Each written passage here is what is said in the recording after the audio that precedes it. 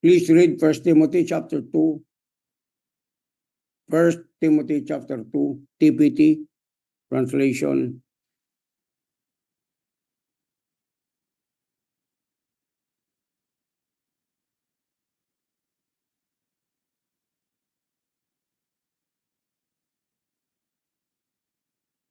Okay, lahat po tayo magkaroon po ng awareness sa mga nangyayari po sa kapaligiran natin, sa mga bansa at maging sa bansa natin. Pero tayo po responsable sa bansa natin, okay? Kaya gusto rin po namin kayong ma-inform sa current event kung anong nangyari, world current events. At tayo po ay gamitin ng Panginoon at magpagamit tayo sa Diyos para ipanalangin po itong kondisyon na nangyari ngayon sa ating bansa. And malaking bagay po ito. We need to pray for our nation. Because if there is division among our nation, among our government leaders, and even in the church, then therefore it may cause us something. Okay? Because when anything that enters, whether it's famine, whether it's drought, whether it's war, there will always be an effect to anyone who doesn't respond to the voice of God. And God doesn't want us to be caught up unattended or to be caught unaware concerning what's going on.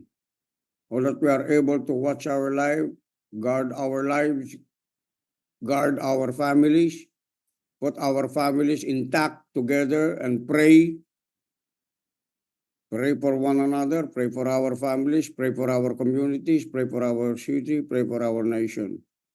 I think this is the best thing that we could do in this darkest hour that's going on around the world. Are you listening to me? God doesn't want us to be complacent. God doesn't want us to be slothful, but He wants us to be a vessel of prayer, praying unceasingly for one another in the body of Christ and family members also. Okay, so sabi niya rito, dito sa 1 Timothy chapter 2, please read from your Bible.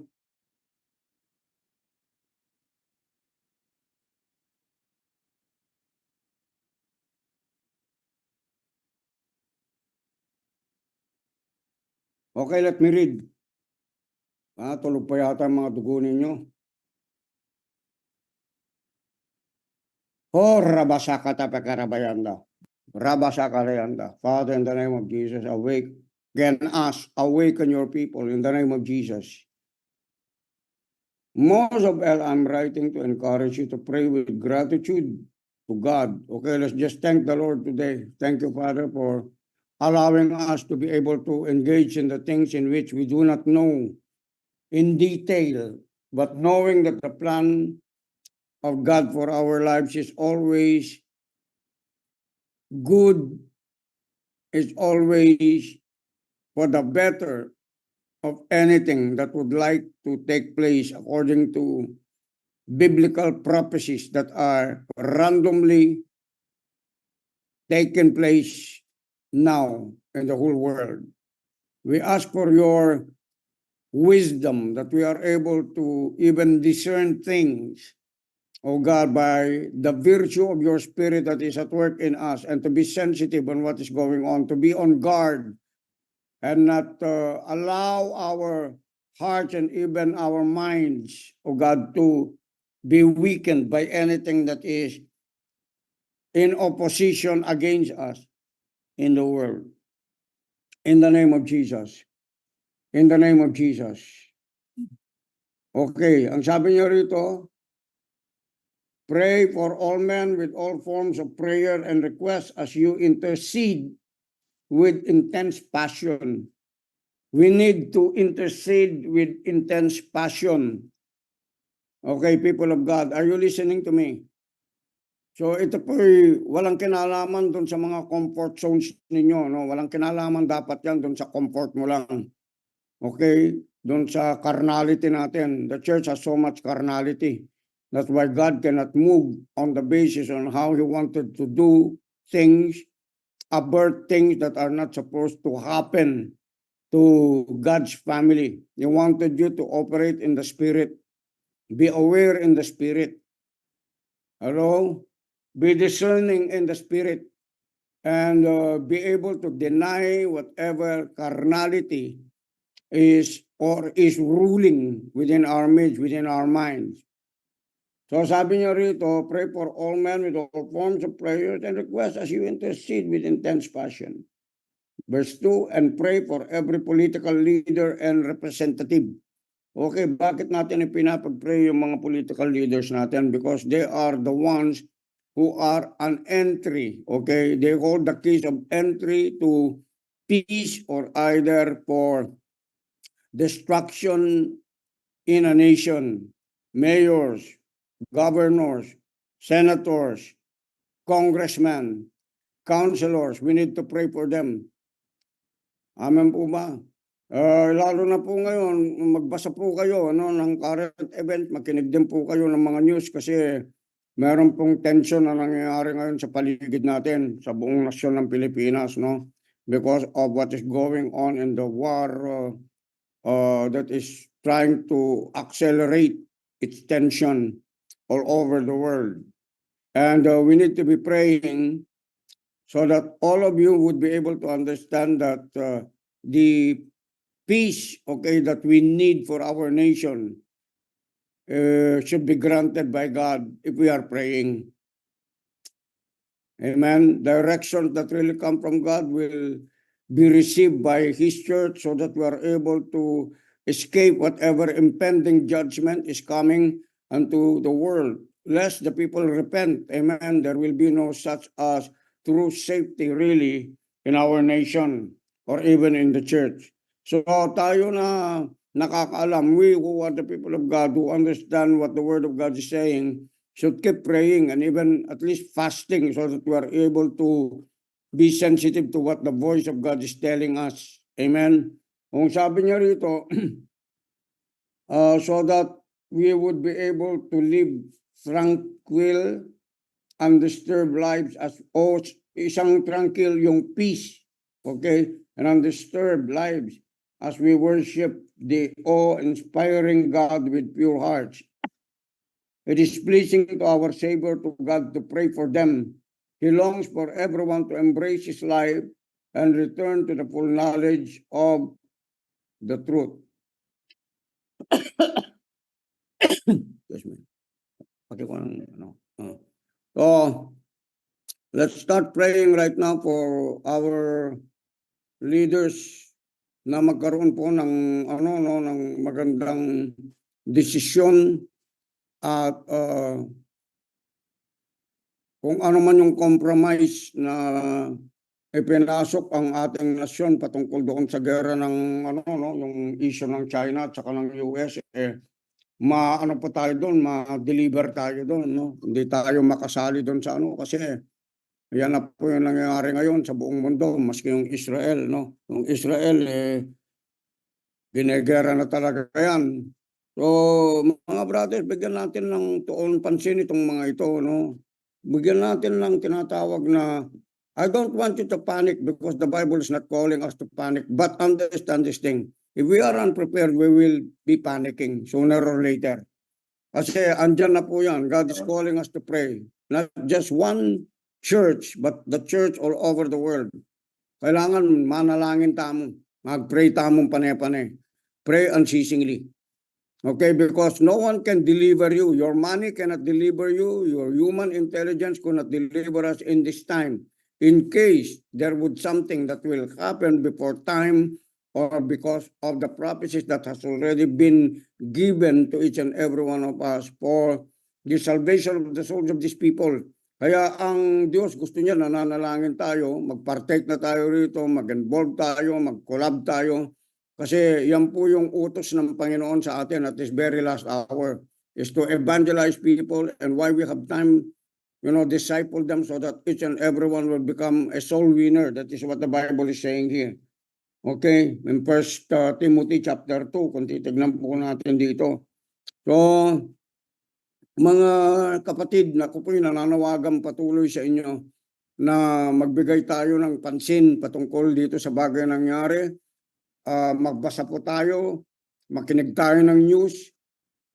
Huwag pakirid sa news, pero kailangan yung news alam natin. Okay, kasi ito po yung bagay nangyari, hindi po magiging effective yung prayer natin unless naka-intune tayo rin sa realidad. Okay, sa mundong ginagalawan natin. So, para maging effective po yung prayer natin, alamin po natin, okay? Alamin po natin kung ano talaga yung mga bagay nangyari. And thank God because we are given connections sa mga tao sa gobyerno at nakipag-usap sa akin si Bishop kanina bago mangyari itong Zoom natin na humihingi din siya ng panalangin. Okay, para makapagbigay din siya ng salita doon sa mga nandyan sa military at maging doon sa gobyerno natin at makapagbigay tayo ng tinatawag na influensya na nanggagaling mismo sa command ng Panginoon o utos ng Panginoon, direksyon ng Panginoon, instruction ng Panginoon kung ano yung mga bagay na dapat natin gawin. Amen po ba? Okay. So,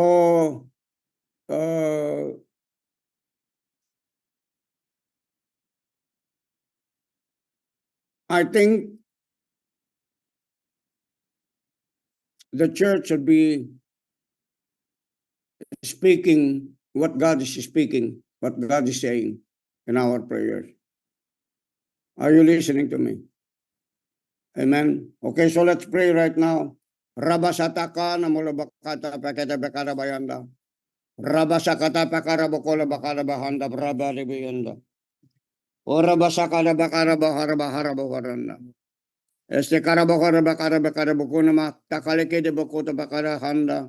Rabala bakara bayanda braste karaboyonda brale bekana mahanda. Rabakate bekala bosyo karabakale bekara bukola bahasta karabohonda brabakala bayanda brale bakayanda.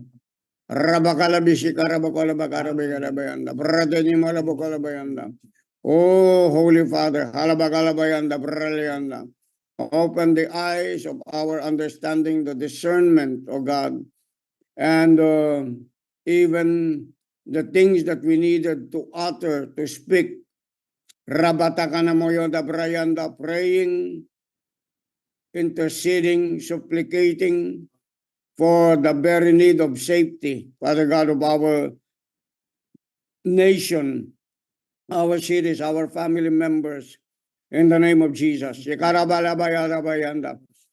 of you that you intervene unto every decision making for the leaders of our nation, our president, senators, congressmen, mayors, Father God, would come into the alignment of the mind of God and the perfect will of God for the matter that will bring forth safety, security, and even peace to our nation. In the name of Jesus, we are asking you for wisdom so that, Lord, our president, vice president would come into unity and harmony. We pray for a divine intervention that our nation would not be divided, O God, by our leaders, but that our leaders would be able to come into a place of agreement with one another, Father God, so that our national leaders would not be divided into every decision that they make, compromises that they make, oh God, in which all of these innocent people in the Philippines throughout our nation would be included, Father God, on anything that they are about to decide in the mighty name of Jesus. Deliver us, O God, from our enemies in the name of Jesus. According to the word of God, you are our deliverer right now as we pray in the name of Jesus, that you bring attention, Father God, to the church of the living God, that we wouldn't stop praying, Father God, interceding and praying unceasingly in the name of Jesus, not just for the safety of our own families, but for the safety of our nation, for the safety of every provinces and cities, in the name of Jesus. Help us to come together, Father God, whether they are pagans, unbelievers, unchurched people. Help them to discern the times, oh God, by the prayer we are doing right now. Let it begin to emulate, Father God, in the atmosphere and even into the environment where we live in, concerning the people, Father God, who do not really understand and know what to do in these times. In Jesus' mighty name. Give us the instruction on what to be able to prepare for what is coming. We do not know. But according to your words, there are perilous times already that are happening, dangerous times that are already occurring, oh God. I pray and we pray right now that you bring this awareness unto each and every one of us, that none among us, oh God, would be complacent in the name of Jesus. O Rabayanda, Breteme Kalakalabayanda, awaken your people, Father God. Keep their, Lord, spiritual eyes, their spiritual ears open to what you are saying to the church today, in the name of Jesus. In the name of Jesus. Oh, deliver us from carnality in the name of Jesus. Deliver us, oh God, from the love for this world. In the name of Jesus. Ikalamayanda. Deliver us from worldly desires in the name of Jesus, that we are able to function and be used to God for divine spiritual purposes. Hallelujah. According to your will, your intentions, and even purpose, oh God, that more people are going to be saved. In the name of Jesus. Alabasha kalabayanda, brada bakalayanda. Yarabala bagalabayanda, braba kharebe kalayanda. Rabagala begara boksha karabayanda, brabayanda. Let every child of God spread the word. In YouTube, Facebook, Instagram, help them to be mindful in spreading already this word, oh God, right now. That all of their accounts may be used in spreading, preaching the gospel, sharing the gospel of Christ Jesus, and not any other carnal things, in the name of Jesus. Right now, in the name of Jesus. Awaken the blind in the name of Jesus. Right now, give sight to the blind. Right now, give sight to the blind in the name of Jesus. Shikarabayanda, Breda Bayanda. Mesa Karabayara Bokorabayanda, Brabalabayanda, Brabalabayanda, Rabalabashekaraboyanda, Breda Bayanda, Brata Kalabayanda, Rabashekarabayanda, Lakalabayanda. Let the fear of the Lord be upon your church. Let the fear of the Lord be upon us, so that we are able, Father God, to take heed of what's, Lord, you're saying right now in the name of Jesus, of what is happening all over the world. In the name of Jesus. Prepare us, Father God, in Jesus' name. Bring safety, an umbrella unto us, or a hedge unto us, Father God, in the name of Jesus.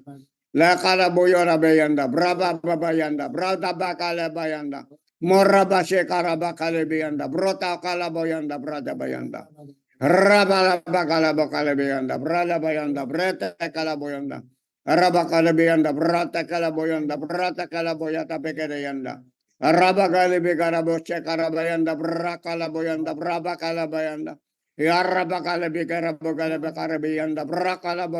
bayanda. Help us to be aware, considering what we are hearing, oh God, from any news, people in the world, and not panicking, but helping us to be in right perspective without any fear, but using our faith by the grace of God for us to be able to, Lord, be able to hide ourselves, Father God, under your pinions in the name of Jesus. That whatever famine, pestilence, and even drought, even wars that will be going on, Father God, we can still be of good cheer in the name of Jesus, for you have overcome the world in the name of Jesus. But cause us not also, Father God, to be sleeping, Father God, but keeping us awake in the spirit, that even though our bodies are sleeping, Father God, we are resting in you. In Jesus' mighty name. We are resting in you because we know you're always guiding us through the angels of the living God all over, oh God, our places, all over our houses, all over our communities, all over our city and even our nation. We call angels to come right now and be deployed at our disposal for our safety. In the name of Jesus, for he who dwells in the secret place of the Most High shall abide under the shadow of the Almighty. And we can say of the Lord, you are our refuge. You are our fortress, O God. You are our high tower. You are our deliverer. That when our enemies come in like a flood, O God, the Spirit of the Lord will be raised up a standard against them. That those enemies that rises up against us, they will be smitten before their faces and come up against thee one way, and against us one way, and flee 7 ways. We pray right now in the name of Jesus that whatever arms, whatever rockets are aimed against the Philippines, oh God, they will, Lord, hallelujah, lose its power.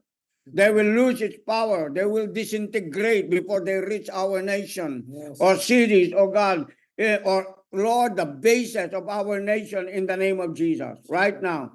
In the name of Jesus, just like as what you are doing to Israel, which is your nation, we are a nation under God who fears your name. We are a nation under God worshiping you, knowing you, Father God, in the name of Jesus. Right now, protect us from any evil work. Protect us from any of these demonic works of darkness over humankind, over humanity right now, and cause them also to repent and accept Jesus Christ as the Lord and Savior. Through Kanamayanda, show forth your mighty hand of war, because you are a God of war, oh God. You silence our enemies, oh God, even through our praises and even our worship unto you. Every prayers of intercession right now, hear us, mighty God, and do something just like as you did to the people at times of Jehoshaphat, during the times of the people of the old, during the times of Moses, oh God. We remind you, Father God, about your mighty acts that you have done towards these people of yours. Be it done also, Father God, in our time, in our nation, in every city and every provinces, in the name of Jesus. Arm us, oh God, with the wisdom of God. Arm us with prayers, oh God. Arm us, oh God, with all of these prayer missiles right now, reaching even already to the ones who are contemplating, Father God, to attack our city, our nation, and provinces in Jesus' mighty name. In Jesus' mighty name, right now. Let the leaders, oh God, who are rising against your anointed be confused according to Psalm, Lord, chapter 2, in the name of Jesus, that you who sit in the heavens will laugh at our enemies, and you will send destruction or derision upon them in the mighty name of Jesus. Right now, in Jesus' name, we have little ones, we have children, we have grandchildren, no Father God, just like at the times of Jehoshaphat when he cried because he was invaded by more than Lord of their numbers. In the name of Jesus, you intervened. In the name of Jesus, you intercepted, Father God, all anything, oh God, that was aimed against them. And Lord, they had victory, even without any effort, but just praising you and worshiping you. And they even gathered the loot, oh God, in the name of Jesus. Let there be now, Father God, a transfer, O God, of everything that is among the wicked to be transferred unto us, that we may be able to use them at the times when there will be a breakout, O God, that will take place over the planet in the name of Jesus. Right now, prepare what we needed, Father God, in the name of Jesus. Let there be peace in the house of God. Let there be peace in the house of God.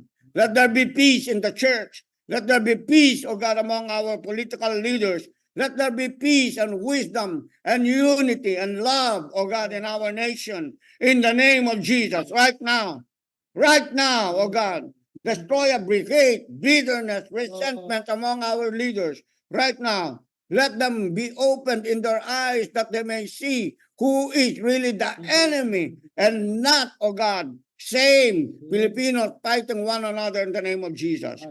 Whatever has been, Lord, right now, whatever it is for today, whether they be rallies, let it be, Lord, a tool for unity, Yes. a tool for awakening, Yes, Lord. a tool to come together to pray as one nation, that we may be one in the name of Jesus, just like as you and the Father are one.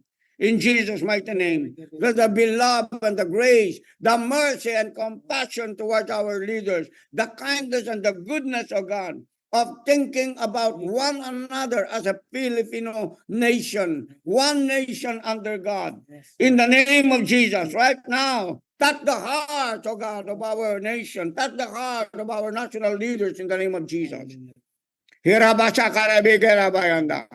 Help us also to coordinate with our leaders that we may be a voice of heaven to them in the name of Jesus, bringing peace, oh God, in the name of Jesus, bringing, Lord, wisdom that will keep them in perfect balance for whatever they decide to do in our nation, provinces, cities, Father God, in the name of Jesus.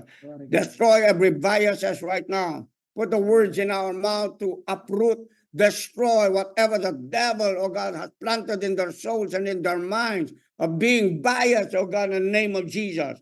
That will only, Lord, be a prescription for the destruction of our city, our nation, in the name of Jesus. Right now, abort everything, oh God. Destroy everything in the spirit world right now. By the angelic, Lord, warring angels, administration, ministers of angels, oh God. Right now, send them, Father God, position them in the name of Jesus towards our city, towards our provinces, our nation, towards the bases right now, in the name of Jesus, wherever they are right now, in the name of Jesus. We break the spirit of fear, the panic right now among these people, Father God, who are already seeing these things happen in the name of Jesus. We decree and declare the peace of God which passes all understanding, because we know we are in the hands of God and no one can pluck us out of the hand of God, because like a hen, oh God, you will shield us by your mighty wings, oh God. You will destroy every powers of darkness that is aimed against us in Jesus' mighty name. Hallelujah. Hallelujah. Hallelujah, Lord. Shika Baba. Keep our hearts stout, strong, our minds strong, Yes. our minds strong, keep it strong, Hallelujah, Lord. and our emotions under the rule of our mind, our will, and even our spirit. Hallelujah. Let our bodies be under the control of the renewed mind in the name of Jesus. Right now, Hallelujah. break. I declare and declare that all carnality, oh God, in the name of Jesus, Jesus.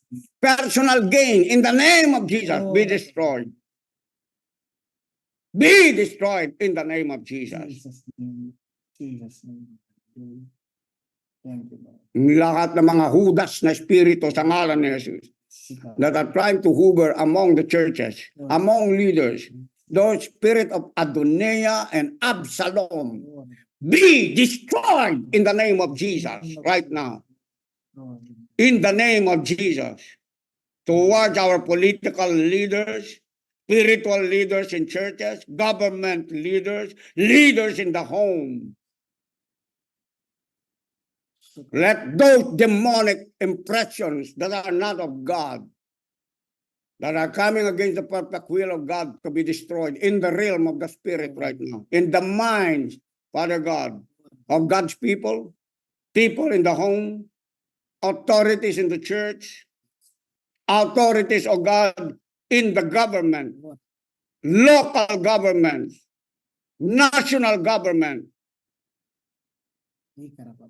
in the name of Jesus. In the name of Jesus. In the name of Jesus.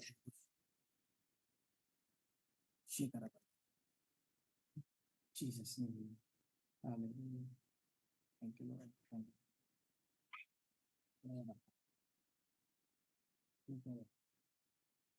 Let the spirit of David be in our left hand and the spirit of Solomon, which means peace, in our right hand. That we are able to balance, oh God, our walk of our hearing from you. In the name of Jesus. in the name of Jesus. David said, teach my hands to war. I pray that God's people will be prepared for anything. And by the wisdom of God, let wisdom operate at times when we need no going to war. For wisdom is better than weapons of warfare. But let there be, oh God, alliances be added to us, be added to the people of God, be added to our nation. In Jesus' mighty name. Hallelujah. Hallelujah. Hallelujah.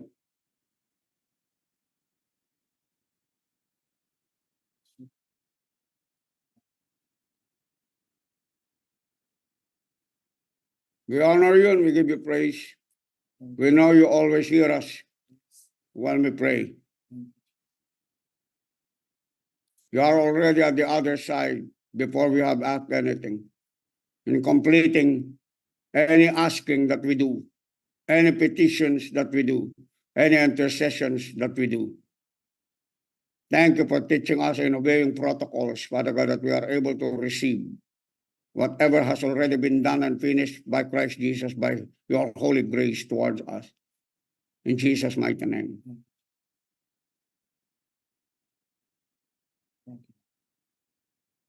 Hallelujah.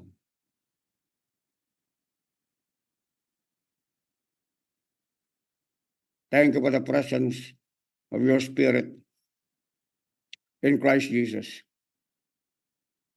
Keeping us strong and glorious today. As I decree and declare the victory that we are more than conquerors in Christ Jesus. Thank you, Father. Thank you, Father God.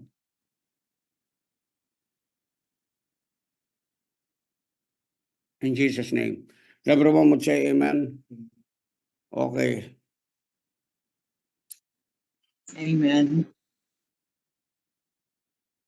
Oh, please.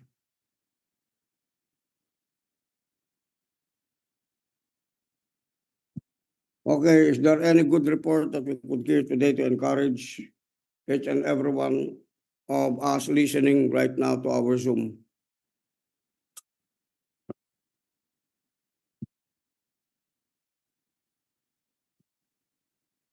Let there be a good report to be heard. Thank you, Father. Hallelujah.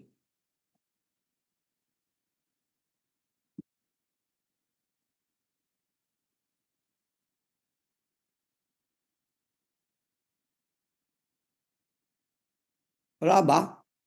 Wala ba kayong good report? Yung mga lumabas? Mga ano? Please report. Okay? Yes po, Bishop. Hello po. Sige. Kahapon po, we were given the chance and privilege to minister po sa campus, Centro Fide International High School. It consists at least of 150 plus or 160 students. Binigay po yung pagkakataon sa atin para po makapag-share ng gospel doon sa kanilang camping. So gabi po yan, kasama po natin yung mga youth leaders po natin, FRP, together with Wayne and napakalaking kagalakan po sa amin kasi the Lord really moves and open doors for us to minister and truly Bishop's labor or our labors are not in vain, and we are just so overwhelmed by what is happening. Talagang yung last of the last days, the outpouring of the Holy Spirit, katulad nung laging kinokot ni Bishop sa Joel 28, is really pouring out His Spirit everywhere, even to the youths. And we believe that something took place in that place, even for the teachers and students last night. And I think sineperate po kasi namin yung junior high school at senior high school. May I call out RL to at least share yung sa mga bata, ano yung naging experience nila doon, kamusta yung pag-receive ng mga bata doon sa na-share nyo. Hello po. Good morning po. I'm honored po and humbled po kahapon sa nangyari. And at first po kasi yung mga na ano po sa amin is grade 4, 5 and 6 po sila. So medyo nung una po medyo makulit, takbo-takbo. Medyo na-apply po yung fruits of the Holy Spirit kahapon, especially po yung love dahil sa mga batang ito. Ang gagaling po kasi nilang sumunod and sobrang playful po nila. And then nung word na po kasi, ang topic po namin is about honoring dahil mga bata pa lang po sila. Tas ang nag-share po ng word sa kanila is si Jill po, one of the FRP leaders po natin sa FRP. And ayun, nag-receive po sila habang nagtuturo po ng word yung kasama po natin is may mga bata po na sumasagot na yung mga kapatid daw po nila, sinasabi nila na she will never honor me, yung ganun-ganun, parang yung bata po na yun na hindi po daw nila i-honor yung mga kapatid nila, ganun-ganun. And then nung bali nung patapos na po yung word, meron po kaming activity na ginawa, at least to write down yung mga past memories or yung mga pains or traumas na nakuha po nila like sa family nila or others friends or ganon. Tapos meron po doon umiiyak sila bang nagsusulat. Tapos meron po nakausap na yun nga, may mga yung iba ayaw po nilang magsulat. Pero meron po parang all of them, there are 22 kids in that room. Meron po silang mga traumas or pains na kahit ganun lang po yung age nila, meron na po. And yun, we pray for them hanggang sa tumanggap po silang lahat. Praise God. And after po na habang yung closing prayer, pinagpipray po namin sila. May mga bata pong umiiyak and I pray it's a good sign na na-deliver po sila from pains. And yun po, praise God na kahit ganong age pa lang po, even though may pain sila, at least by the young age, na-deliver na po sila and nakilala na po nila si Lord at tinanggap na po nila. So, glory to God po. Hallelujah. Thank you, Jesus, for that privilege, no, opportunity na binigay sa atin ng Panginoon para lahat kayo makapag-share doon so that you would be able to share the life of God that has been given to each and every one of you. And may the Lord be gracious to you and bless you and bring favor to your lives while you are walking in this earth with the fear of the Lord in your hearts. Amen. So, diba kasama yung mga teachers dito, mga principal, meron ba, Donnie? Opo, nung umpisa pa lang po kasi na-lay down ko na po sa kanila yung word kasi nauna ko na po silang na-sharean. Tapos halos meron po mga teacher na Christian po sila. So talagang na-emphasize po ng mabuti yung working of the body in a different level. Na kung saan nag-function sila doon sa kung asan sila. Halimbawa yun, bilang teacher, paano na-incorporate yung church, paano na pagtulungan at na-infiltrate yung mismong eskwelahan. So, na-emphasize po natin sa kanila yon para lalo po silang ma-encourage na yung pagkakatawag po ng isa ay talagang hindi walang kabuluhan, kundi may kabuluhan. At nawawala po yung tinatawag na religious barrier. So nakita naman po nila yung message nung nai-present ako sa kanila Eh, hindi naman po iba. Gustong-gusto po talaga nila yon. Yung eskwela, gustong-gusto po talaga. Kaya, nung una po kasi, ang binibigay lang sa atin, senior high school. Parang nasa almost 40 lang. Hanggang sa nagbago po yung isip nila, binigay po nila yung buong estudyante ng Centro Fide International School. At yun po, praise God po. At nangyari na po yung nangyari kahapon at tumanggap po yung mga estudyante. Yun po, Bishop. Okay, isa sa pinakamatinding bagay na masasabing supernatural yung tayo, nabigyan tayo ng access. No? We were given access to be able to infiltrate the educational systems of this world because it has something to do with the shaping of the minds of these people, their souls of this younger generation. And it's very good that they have come to hear the voice of God through us, through you, amen, who were assigned, who were delegated to share the message, give testimonies, bring whatever message that God has given to your hearts for them to be able to receive it and experience God in the place where they are at. Not in the church, but in the school it took place. Amen po ba? Sa palakpakan po natin ang Panginoon. Hallelujah. Thank you, Jesus. Okay, any more testimonies? Maganda po yun. Amen. Yung mga testimonies na ganyan. Sige po. Tuloy lang. Bishop, pasalamat po pala ako sa ina Al Mitch and JR and Mary Ann, nag-sponsor sila ng gift certificate ng milk tea.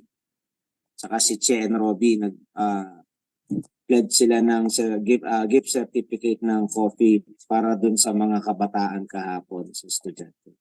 Yun lang po. Salamat po. Yung nila, support ng mga kapatid natin no, sa Synergy, no? Yung mga businessman and businesswoman. Amen ba?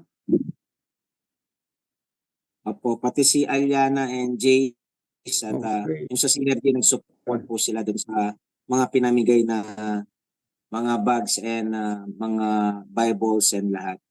So, yun lang po. Okay. Thank you very much doon sa lahat ng mga ginawa po nating good works. We do good works to glorify the Father who is in heaven. Amen. And God is pleased, I believe, with all of us, Powerhouse Church, Powerhouse people, family members. God is pleased.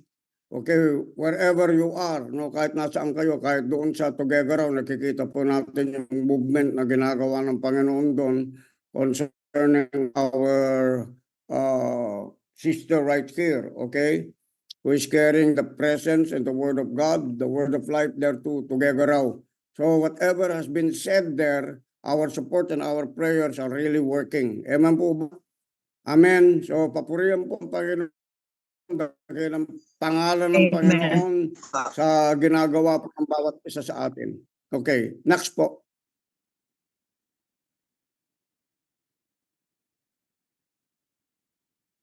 Okay, gusto kong humingi rin ng sa inyo. I prayers and kasama ko si Pastor Francis, okay? Pastor Francis, doon sa Beautiful Gate sa Dao sa Sunday. So wala pa ako dyan sa Sunday. So I commit your prayers na mangyari yung mga bagay na gustong the message, the accuracy and spontaneity of the message of God by the Spirit would be able to be delivered to our leaders there, the leaders of the church, and then the congregation of the righteous. Okay, yung mga believers na itong message na ito magkaroon ng indelible mark. That is what we are aiming for. When we go to a place, we are asking God for His grace to give us in the hearts of those people. Amen? So, pag-pray niyo po ako habang palapit yon Saturday tapos Sunday. Okay? And I decree that will be able to be given our house people would be sustainable and will cause also deliverance and strength and even the every person, boys or the mess on Sunday at our house. By Pastor John. Okay, so panalangin din po natin yon, ano? Okay, next po.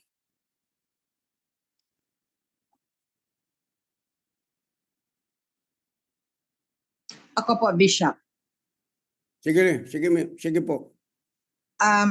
Gusto ko lang hong i-share sa inyo na restore po yung ating hospital ministry dito. Bali po, nung na-hospital po yung kapatid ko, I also was given the door was really opened by God yung sa the biggest hospital in the region, which is CVMC, Cagayan Valley Medical Center. Previous years, we have already started that with Pastor Liman. And then po, kasi nga naging nurse ako doon. So I sought permission from the director na magkaroon ng hospital ministry po doon. And now yesterday po, previous days I have received testimonies. And which is really very inspiring po. Kasi sabi po nila, ng mga tumanggap po sa Panginoon ng mga family members po ng pasyente, na the hospital ministry has done a great thing in their lives kasi nga po yung turning of their hearts unto Jesus, and also yung praying for them as watchers over their patients, kasi hindi madali ang maging watcher po ng pasyente. They also have their anxieties, their fears that they will lose, mawala po yung kanilang pasyente. So, to make the story short po, Bishop, meron na matagal na po sa hospital na pinag-pray ko po. Awang-awa po ako sa kanya. His name is Fred. Ngayon nandun ang mga anak niya. They've been there in the hospital, in the private room po for almost 2 months already. And nung nakita ko, talagang hirap na hirap po ang pasyente. And he was comatose. And talagang grabe po. And I felt compassion. And I even cried in my prayer, asking God to help him. And you know what he did? Totoo na tinulungan po siya ng Diyos. And they've been there, including the watchers, the family. They were really sacrificing just to watch over their patient. Ang nangyari nga po, binigyan na ng Panginoon din ng kapayapaan po ang lahat. He went home to the Lord, and now they're inviting me to speak sa kanilang interment sa Isabela. So sabi ko naman we also have my sister here, sabi ko baka na lang later, sabi ko sa kanila. So I am just thankful. Aside from that marami na akong encouragement na na-receive ko na nagpapasalamat nga na meron ganon na tayo layman nagpe-penetrate sa mga hospital. So I'm just thanking God because ini-increase po niya yung ating responsibilities, ini-increase po niya yung faith po natin, ini-increase po niya yung ating revelation knowledge na natatanggap mula po sa kanya. Kaya na i-increase din po ang ating ministries. Just like we are having our school ministries, sa DepEd, sa education, and then po sa bilangguan, tapos sa barangay, and now po the hospital. So I just thank God really for the open doors.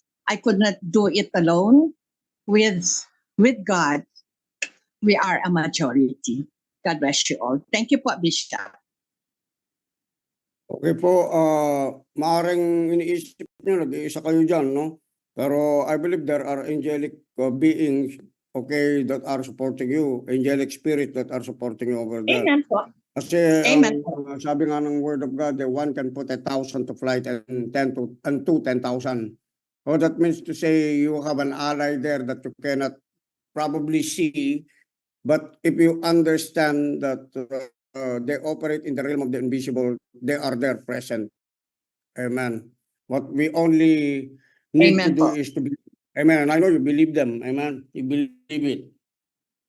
Okay, so meron pa po ba mag-share?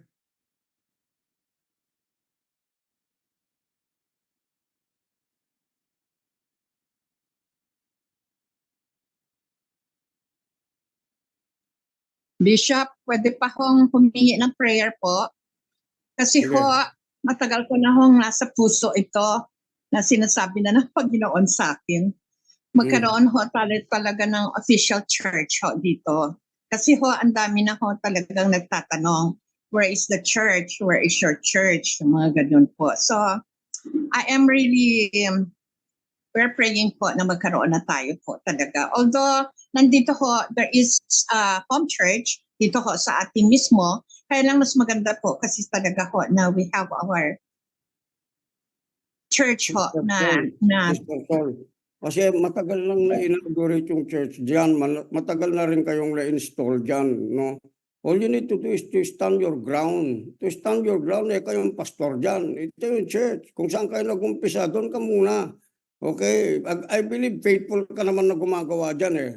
Yung church kasi na building, okay, kung yun lang i-enforce mo para ma-validate yung ministry mo, that is not the validation of your ministry. The validation of your ministry is what you're doing right now. When souls are being saved, people are being fed with the Word of God, you are able to evangelize them. Meron nga mga leaders ngayon, no? Mga ilang members yung mga members nila, thousands of members.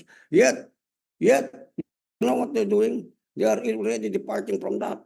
There are pastors that even gave up their mega congregation. Why do they have to give up their mega congregation? Because it has become already a validation of what they are doing, that it is of God. Well, this is what I'm saying, okay? It's not that it is not good to have a big church, okay? But what God is expecting unto each and every one of us is that we become mobile.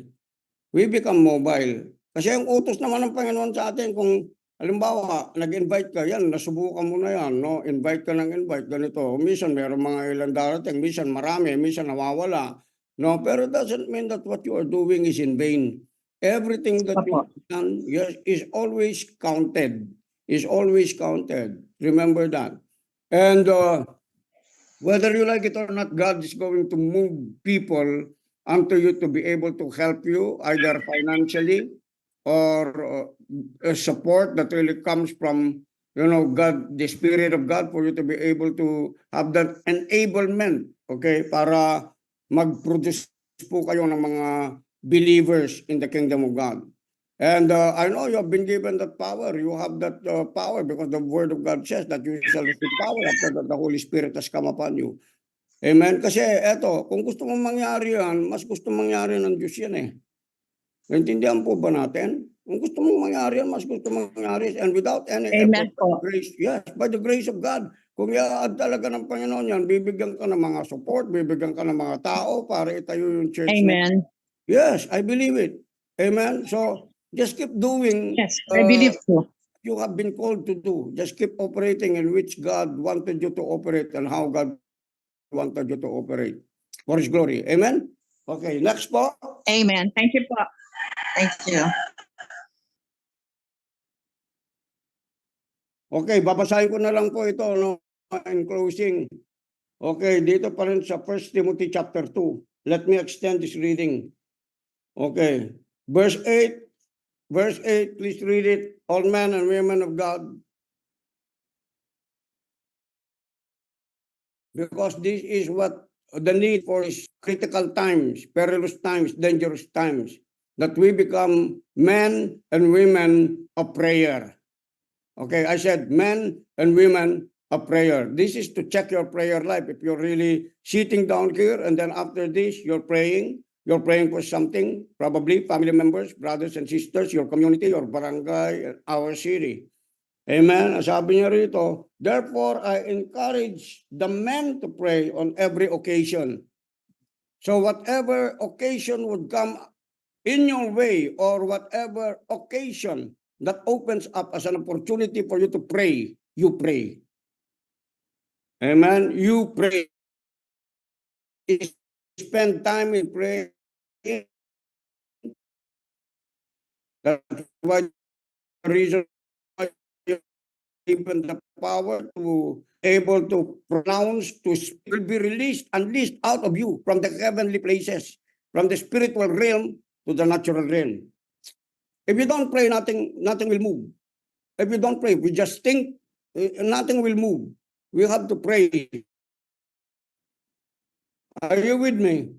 Amen? Kasi isa po sa Amen. pinakamahirap gawin kung minsan ng mga Kristiyano, yung mag-pray.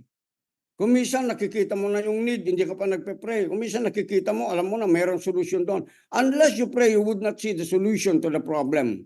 Unless you pray, you would not see the breakthrough you've been praying for. Unless you pray, you would not see whatever you are desiring to have. Because that is the place where you converse together with God. That is the place also for you to be able to know what the heart and the mind of God is for the moment or even for the matter. So you have to consistently be praying. Pray unceasingly. Sabi nga dun sa Thessalonians, no? Pray unceasingly. Okay. Pray unceasingly is only when you could pray what we call in your natural language or your dialect and then move into the realm of the spirit by praying in tongues, by praying in the spirit. Okay, sabi niya rito, I encourage the men to pray on every occasion with hands lifted up to God in worship, with clean hearts, free from frustration or strife. If you want to be free from frustration and strife, pray. If you're too frustrated for a very long time ago, probably you're not praying or probably you're praying amiss. Naget po natin, probably you're praying amiss. So, in order for your ears, spiritual ears to be trained, you know why utterance is very important? Utterance is very important. Because the savor of anything, okay, is discerned from your tongue. Are you listening to me? Your tongue. Your tongue. I said your tongue. When, okay, is the gateway for you to be able to, is a place para malasahan mo kung gaano kasarap mismo isang bagay na nakikita ng mata mo. Tama po ba? Amen po ba? Amen. At kapag kinakain mo yon, hindi yung mata ang kumakain doon. Yung dila mo ang nagbibigay ng lasa doon sa bagay na kinakain mo. Are you listening? So it also has something to do with prayer and the utterance in our prayer. What kind of prayer? What kind of, things are we savoring in the spirit? Because when you savor something, whether you like it or not, you will have to partake of the food. You will have to partake of whatever you are experiencing by the time. You have to release it in the spirit before God. Amen? Okay, please open up. Hallelujah. And then let's go to the other verse. Okay, ito po yung isang verse, no? Sabi niya rito, in worship with clean hands and free from frustration or strife. Amen? Frustration or strife. Frustration or strife. Frustration or strife. If you're frustrated, pray. If you're in strife, pray. If you have resentment, pray. Hello? Amen? Okay, remember, para matanggal po yung frustration ninyo, discouragement ninyo, just pray.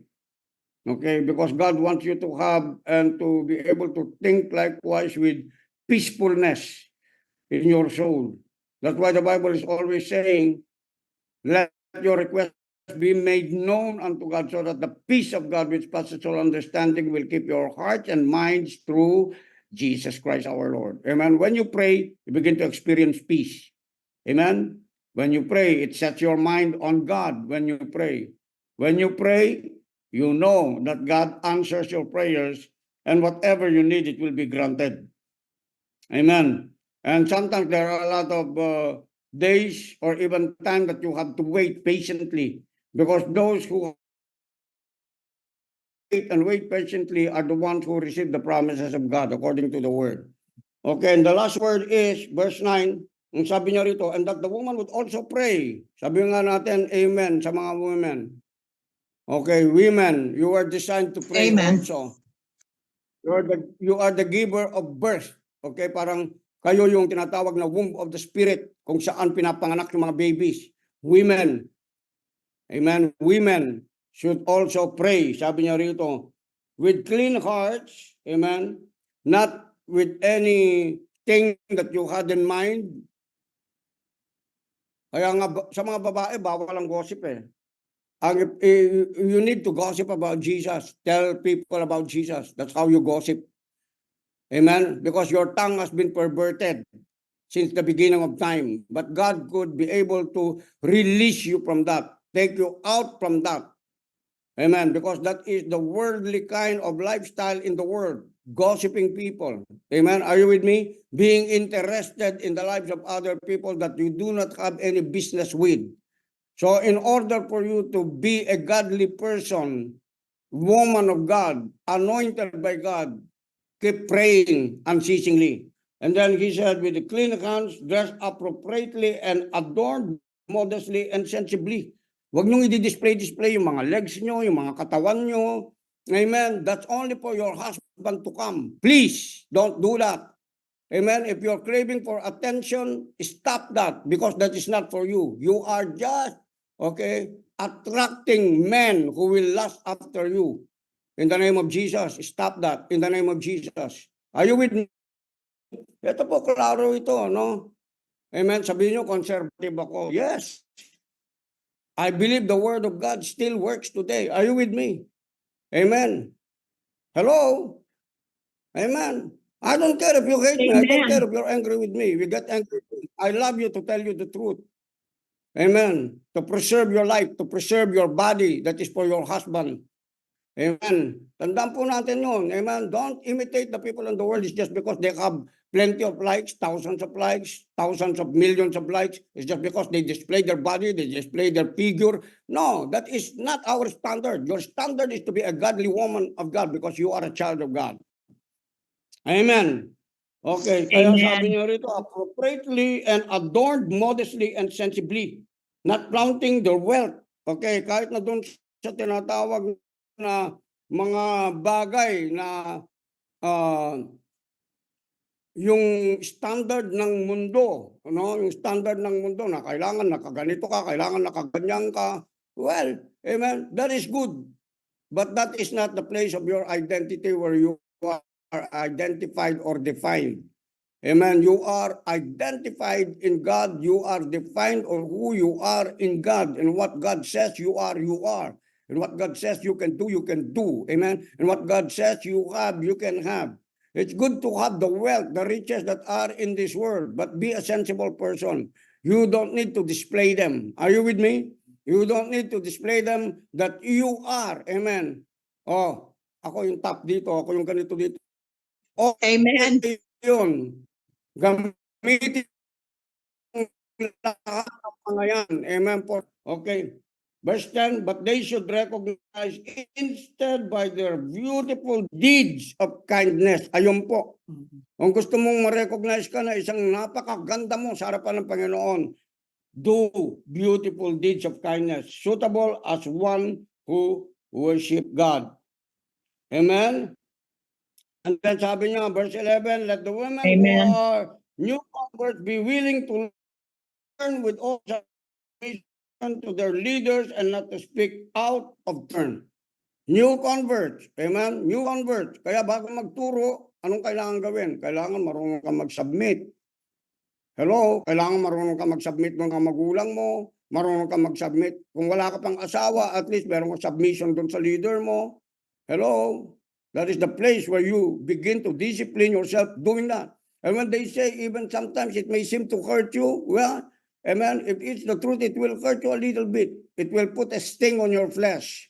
But listen to me, you will be liberated by hearing and acting and receiving the truth, because that is the place of your freedom.